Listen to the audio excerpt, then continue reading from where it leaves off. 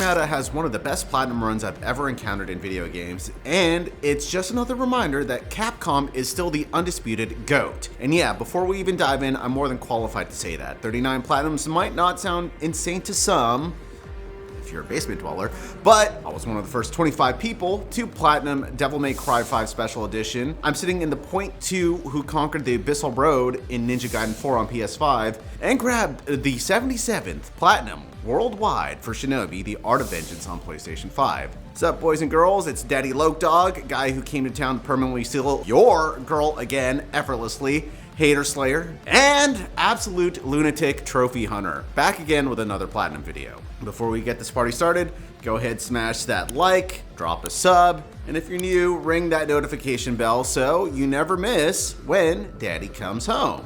If you want to know exactly why this platinum is straight fire, I highly recommend you stick around till the end where I break down everything that makes it so damn good. So for this platinum, I actually had to straight up rush it just so I could get the video out before I bounce to Japan for a couple weeks. By the time this drops, I should already be there living it up. I'll be sure to grab some sick footage of that new Cap Comics attraction in Osaka for future videos, so stay tuned for that. I had less than a week to knock this bad boy out because sorry, I don't take video games on my business trip. I'm not trying to turn my whole life into one big digital escape. Let's kick things off with the trophy badge art because I always judge these by one simple metric. Would I hang these up on my wall or would I use it in a client's interior decorating gig? Does it pass the aesthetic bar? In this case, Pragmata clears it with room to spare. I love the ranking system they built into the shapes. Bronze trophies are clean circles, silvers are sharp triangles, golds are squared off, and the platinum is this perfect hybrid with triangular spikes shooting out of the circular base, while the characters inside keep the boxy vibe. It's clean ingenuity. On top of that, every trophy has the signature indigo blue color tying the whole set together. Capcom clearly put real thought into these designs, and to me, that's actually a strong sign they actually cared about the trophy hunt itself. Now, playing a little devil's advocate, while these look great, part of me kind of wonders if going full everything is drawn by Diana would be a little more cheekier, more personality driven. That said, I can't really knock what they delivered. This is way more effort and cohesion than most games bother with, so respect. That's a solid start. Starting off, I cranked the game to normal difficulty and the first trophy rolled in right on cue. Classic story progression, nothing fancy, just hitting that early checkpoint for Rendezvous. Right after that, while John was mid-rant about his beautiful autistic tendencies, I started spotting patterns in the way that he talks. Warhammer 40k? That is the most autistic thing I think I've ever heard come out of your mouth. You said it. Dude, I'm getting my kid into autistic shit. Nice. Oh.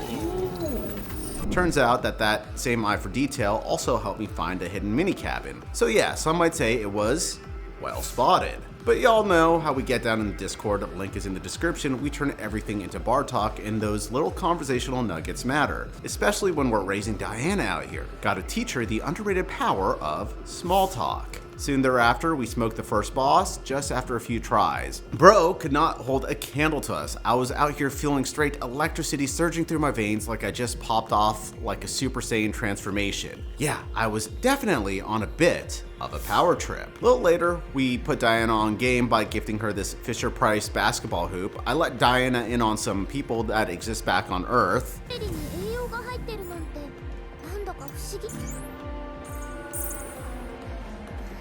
See, back in Earth, we had what we used to call basketball Americans.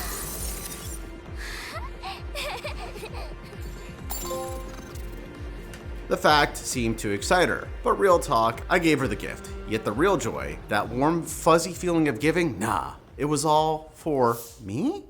A little later, Lucas was venting in the Discord about a girl catching heat in the cosplay scene purely because of her race. Look, we only do benign racism around here. We don't do malignant racism on this channel. Malignant racists? Yeah, we handle them the same way I handled these 3 sorry enemies at once with the limb recycler. But first things first, we gotta round them up. Soon thereafter, we hit the comms tower. I'm a great communicator, obviously. It's all part and parcel of being the perfect guide. We then wrapped up our first main objective in the training sim, proving once and for all that I am indeed Mr. Simulator. Now, since I'm rolling with a kid, taking her to the red light district felt a little inappropriate. So instead, like any responsible father would, I took her straight to the red zone. I'm not afraid of danger, and I'm teaching that to my kid here. You already know why, because I'm based and red zoned and loving it. Red zone cleared. Soon thereafter, Diana learned just how based her old man really is. This god is talking about the subject of age. She hit me with the big question about the wall. You do not talk to innocent kids about that subject. So appropriately, right on cue, we stumbled across a hollow wall and I said to her, "Wall? What wall?" We pushed one sector all the way to 100% completion, and when it comes to Diana, yeah, I might be a bit of a helicopter parent, or as the trophy so perfectly put it, a full-blown cradle surveyor. Well, given that I was starting to get sleepy, this appropriate led us to completing a REM series. I'm really good at replicating a happy home. Some would even say, replicating extraordinaire. And I think Diana really seemed to be grateful for it because she drew me a picture as a present, as a way of saying, thanks for everything.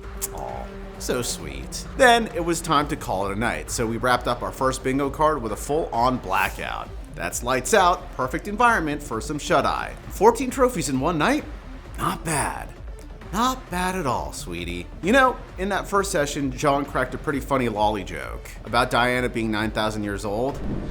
Why did I put a little kid in there, though? I think the kid's AI. Oh, 9,000 years old, too, sure.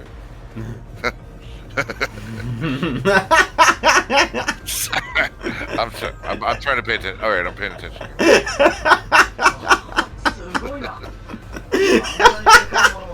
Well, it's kind of perfect because the game immediately tried to hit us with the Dragon Ball Z illusion in terms of the trophy for dealing 6,000 gunshot damage in 1 second called It's Over 6,000. Bro, that number is straight up wrong, by the way. Call it memetics, call it IRL foreshadowing, but somewhere the universe demanded cosmic balance and wanted the right number. So yeah, with all that being said, we got the trophy right here. It's over 6,000. Well, after that, it was time to spend my hard-earned lunum on some serious weapon shopping. I rolled up to the market like a big spender, looking for nothing but the best, straight hunting for that top shelf item to protect my little girl. We progressed through some more of the story and just so happened to run into another Pragmata right here. Through progressing through the story, you get a stop code. On the surface, the stop code looks like it may be an entrusted memory. We hit some more training simulations, and I think I may not be as base as I once thought myself to be. I guess, since having a little girl to look after, it kind of softens you a bit. Because when you're dealing 3,000 damage on a single hack, who needs guns? Lives hard. Ugh. Ouch. And that was all for session 2, leaving us with 19 of the 36 trophies, putting us a little past the halfway line. The next trophy is another smooth story pop for making it to the Nexus Tower. My little girl got a boo-boo. So it was time to fix her up. Looks like the real mission unveiled. We patched Diana up, proverbially kissed the boo-boo, and the raw power of fatherly love hit her with some new abilities. Almost like she just had a full awakening. Then it was quality time with the little one, playing games like hide and seek. I'm not raising her to feel invisible, so when she hid, I found her every single time. Who doesn't love a little game of peekaboo? While pushing through the Luna mines, we surprisingly sent this a Luna Digger packing pretty fast and easy. I guess when your back is against the wall, it's real easy to tap into that courage and desperation.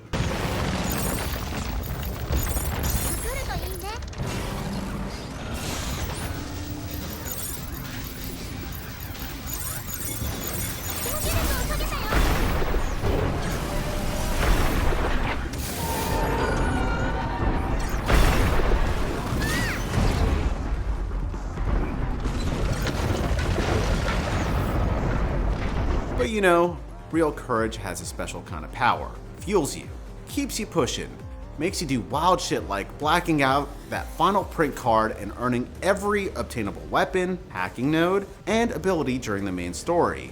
Because I can't stop, won't stop. A little later, we're getting flashbacks to another Capcom game with a very similar trophy title. Link for that's in the cards, but this time I rolled up on this enemy, snatched his shield, and instead of asking, "Can I borrow this?" I hit him with, "Can I borrow that?" You know, life is often theorized to be a simulation, so I obviously got to teach my little girl that in life, just like video games, you got to complete the main objective in every single training simulation. You must become the master of your own destiny. And by transitive property, master of the simulator. But most importantly, it was finally time to master some shut-eye. 26 of 36, 10 more trophies to go. Next day, we start off letting this sweeper bot over here know that you're not getting away that easy. A little later, Sir Nexingham is telling me how premium his airport experiences are compared to mine. Meanwhile, I live like 10 minutes from the airport and I can show up maybe half an hour before a flight with no worries for me. It's just because, like, even though Peck has an international airport, it's not as much fucking travel to it, you know what I mean? Like, it's like if this was Pearson International. While I'm over here doing a little cleanup on aisle 3. 3 enemies, 1 cleanse. Consider the terminal sanitized. Sorry boys, your flight's been canceled. A little later, some sentinel had the audacity to think he was the real patriarch in the house. Nah bro, daddy's got work to do. I swiftly made quick work of that poser, shut down the whole sentinel breach. Endgame is coming up quick for the first playthrough, and my girl's got to have her miniatures, so I hunted down the final mini cabin like the mini hunter supreme that I am. Then we found the last escape hatch like a straight up escape artist. We wrapped up the first playthrough pretty easily, pushed through that tearful ending, and I couldn't help but give the game a solid round of applause. But we're not done yet. Nah, I'm locking in for that platinum. That is our promise.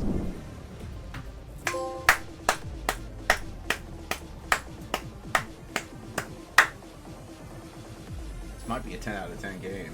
We didn't end the session there though. We immediately knocked out a lunar challenge. We powered through the rest of the unknown signal pretty fast, but we were completely ignorant of the fact that you're supposed to equip a secret item you get after finishing unknown signal before you refight the final boss, so we beat the game again, only to get hit with 0 trophies. Pure disappointment. Eventually, we caved, looked up a guide, equipped the right item, and took down the final boss after a few solid tries, but at that point it was crystal clear. I'm the right man for the job. 34 out of 36 trophies. And now, in the spirit of teaching my little girl about the power of perseverance through adversity, and how rewarding it feels conquering seemingly impossible odds, I approached Lunatic Mode exactly how you'd expect, like a straight up lunatic. I ran the whole thing with only 2 health canisters and barely touched any side content. Bare essentials, full send. The entire lunatic run took me about 3 days, and bro, it was an absolute run and gun thrill ride from start to finish. If you enjoyed standard mode, I highly recommend you try Lunatic. It takes the gameplay mechanics and cranks them to a whole different level.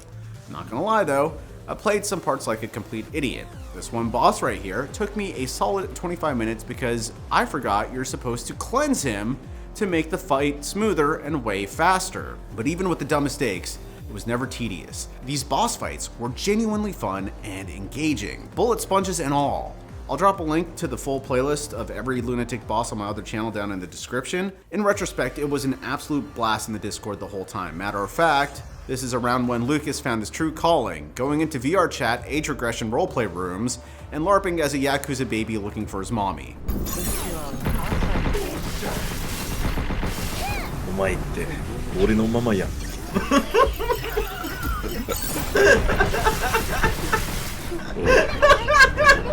お前に甘えさせたいんだ。甘ってくれるのかい。俺のママになってくれないんかい。Did you just ask, why don't you come be my mom? 俺をベイビーって呼んでくれ。How do you know? Did you hear him?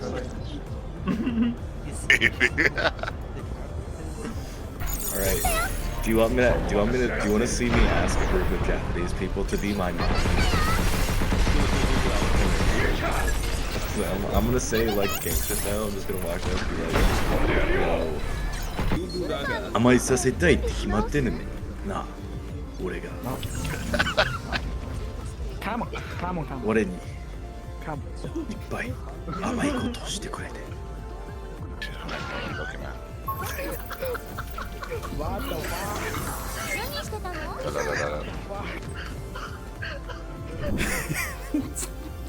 So stupid, dude. It was one of the funniest things in the world. So yeah, When I get back from Japan, I'm definitely hopping in on that chaos. By the way, guys, I stream every single Platinum Run live. I want to hang out with these weirdos, so all the stream links are in the description. Come through, join the Discord, and maybe we can mob through VR chat together when I'm back. But then, after about an appropriate 8 brutal hours of fighting 8, I accidentally choked on my whiskey, straight snorting it up my nose and feeling like absolute shit the whole time. We finally killed that bastard, pushed through the tearful ending one more time, and on April 23rd, 2:10 a.m., this lunatic completed Lunatic Mode and earned Lunar Supremacy, locking in the Pragmata Platinum Trophy. As per ritual, we scrolled through the full trophy list, took a victory shot of some Japanese whiskey that I did not choke on this time, lit up a cigar, and just like that, Platinum 39 was officially in the bag. So honestly, this is exactly how a Platinum journey should feel. The Platinum Trophy encourages that positive feedback loop I talked about in my standard review, and that link is in the cards, then cranks the entire game to this insane, high-intensity run-and-gun experience with Lunatic Mode. The trophy badges look beautiful and they're extremely well thought out, and the form and function of the whole package is just tight. Capcom really left no money on the table. The level of brain exercises the combat in Lunatic Mode forces you to withstand will probably bump up your IQ by at least a few points. I'm giving this Platinum Run a perfect 10 feasts out of 10 famines. Not once did it ever feel like a chore. Even the exploration bits were genuinely fun. I stand here before you, staring at a camera, talking to you in words I'm not paying attention to, while in the back of my head, I'm still trying to figure out how Capcom pulled this off. I'm Locust, it's been real. I hope to catch you for Platinum number 40. What's it gonna be? Who knows? But if you want to find out, smash that like button, subscribe, and ring that bell so you never miss when Daddy comes home. Even though I'm out in Japan right now, I'm still dropping videos every week, so keep it locked, baby. Jamais.